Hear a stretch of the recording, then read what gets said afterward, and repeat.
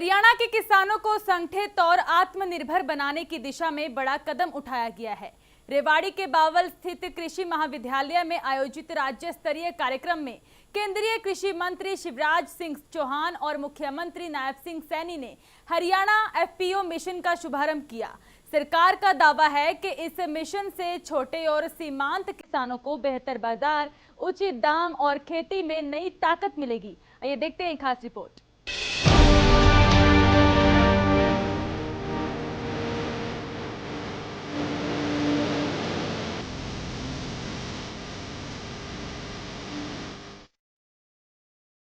रेवाड़ी के बावल स्थित कृषि महाविद्यालय में खेत बचाओ अभियान के राज्य स्तरीय समापन कार्यक्रम का आयोजन हुआ, जिसमें केंद्रीय कृषि एवं किसान कल्याण मंत्री शिवराज सिंह चौहान ने बतौर मुख्य अतिथि शिरकत की।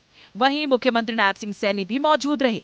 सीएम सैनी और शिवराज सिंह चौहान ने इस दौरान एफपीओ मिशन का भी शुभारंभ किया, जिससे छोटे किसानों को काफी फायदा होगा। लेकिन आखिर है क्या एफपीओ, आइए जानते हैं। हरियाणा एफपीओ मिशन छोटे और सीमांत किसानों का सामूहिक संगठन है। एफपीओ का उद्देश्य कृषि लागत कम करना और बेहतर बाजार से जोड़ना है। 10 से 50 किसान मिलकर कंपनी एक्ट या सहकारी समिति के तहत पंजीकरण करेंगे। एफपीओ कंपनी की तरह काम करता है और नाबार्ड का सहयोग मिलता है। एफपीओ में अनाज प्रोसेसिंग होती है, जैसे तेल निकालना, मसाले पीसना, पैकेजिंग। किसान अपनी फसल का दाम खुद तय कर सकते हैं। कोल्ड स्टोरेज और पैकेजिंग के लिए मदद मिलती है। किसान सीधे एफपीओ को फसल बेचते हैं, बिचौलिए हटते हैं। फसल बड़ी कंपनियों और विदेश तक भेजी जा सकती है। मुख्यमंत्री नायब सिंह सैनी ने कहा कि प्रदेश सरकार ने प्राकृतिक खेती को बढ़ावा देने के लिए पोर्टल शुरू किया है। इसके लिए कुरुक्षेत्र, जींद, सिरसा और करनाल में प्रशिक्षण केंद्र खोले जाएंगे। भाइयों बहनों, आज से हरियाणा एफपीओ मिशन 2026 का ये शुभारंभ भी किया जा रहा है। साथियों, इस समय प्रदेश में कृषि, बागवानी और डेयरी जैसे क्षेत्रों में लगभग 775 किसान उत्पादक संगठन साथियों काम कर रहे हैं। आज शुरू किए गए इस नए मिशन का मुख्य उद्देश्य हमारे छोटे किसान समूहों तथा किसान उत्पादक संगठनों यानी के एफपीओ को सशक्त एवं आत्मनिर्भर बनाना है।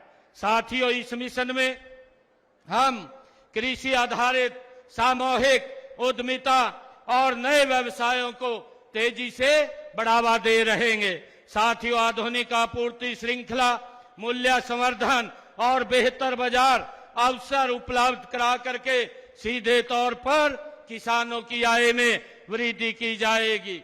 साथियों, इस पहल से ग्रामीण रोजगार के नए अवसर पैदा होंगे। हमारी कृषि मूल्य श्रृंखला काफी मजबूत होगी। साथियों, मैं इस पहल के लिए सभी किसान भाइयों को बहुत बहुत शुभकामनाएं भी देता हूं। मुख्यमंत्री ने कहा कि सरकार ने प्रदेश में प्राकृतिक खेती को बढ़ावा देने के लिए एक बड़ा फैसला लिया है।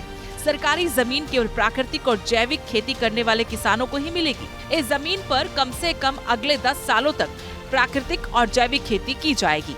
साथियों, हरियाणा हमारा भौगोलिक दृष्टि से देश के क्षेत्रफल को भले ही केवल 1.3% है, लेकिन कृषि उत्पादन में इसका योगदान बहुत अधिक है। साथियों, आज भी राज्य की लगभग 70% आबादी प्रत्यक्ष या अप्रत्यक्ष रूप से कृषि पर निर्भर है। हरियाणा देश के केंद्रीय खाद्यान्न भंडार में दूसरा सबसे बड़ा साथियों योगदान देने वाला ये हमारा हरियाणा राज्य है और भारत के खाद्य सुरक्षा तंत्र की मजबूत ये आधारशिला भी है।